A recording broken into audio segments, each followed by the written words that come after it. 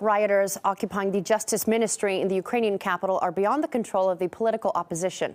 One leader, Vitaly Klitschko, tried to talk the radical activists out of the building, but they refused to leave. Alexei Yaroshevsky now on why some of the protesters are ignoring party orders.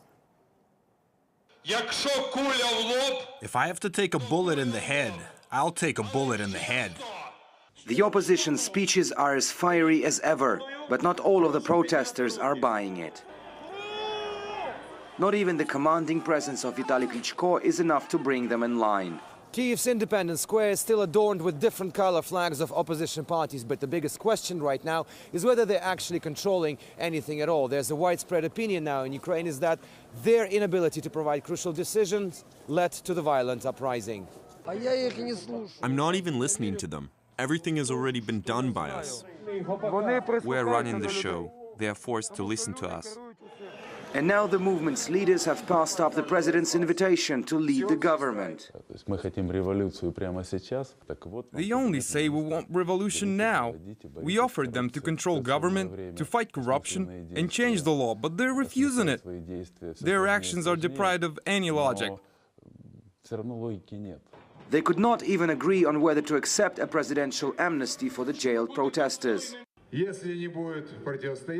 President Yanukovych said he'll release the detained protesters if there's no further resistance in central Kiev, and our position is the same. We'll only agree to Yanukovych's terms on the release of the protesters if the interior minister orders police not to arrest our people anymore. They are not politicians. They simply want a result, and fast. And that is a snap reorganization of the country. They're like children who see soldiers marching and try to jump in front of the formation to feel like generals. A country in revolt is now holding its breath until Tuesday, when big decisions are expected from parliament, including the repeal of an anti-protest law.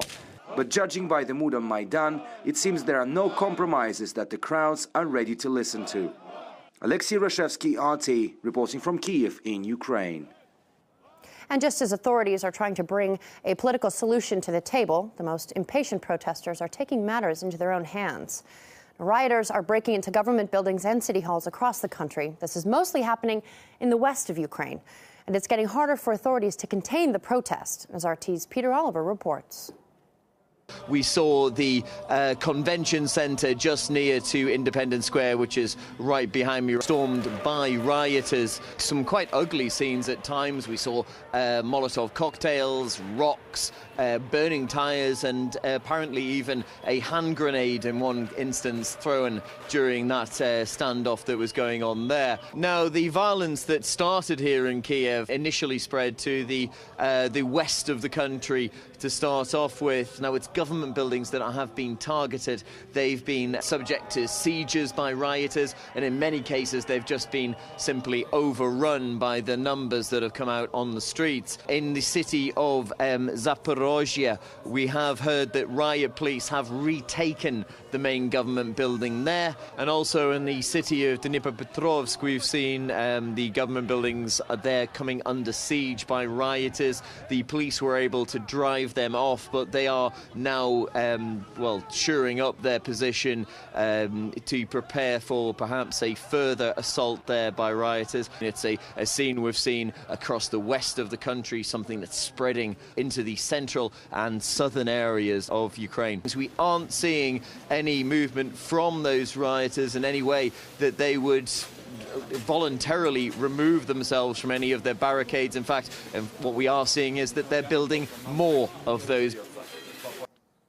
The U.S. and the EU say more political restrictions might be used to restrain the authorities in Kiev. But legal expert and political blogger Alexander Markouris says Europe is too out of tune to make such a decision. I don't think it's actually as close as it makes out. One important change that's happened is that the presidency of the European Union, the rotating presidency, has passed to Greece. And Greece has made it absolutely clear that it's not, frankly, sympathetic to sanctions. So there are divisions within the European Union itself. There are some hardliners, like Mr. Schulz, but I'm not convinced that everybody in the European Union agrees to this. I think the next week may be very important. We will see what happens at the parliamentary session on Tuesday. If there is a political breakthrough there, then perhaps we could see an end to the violence.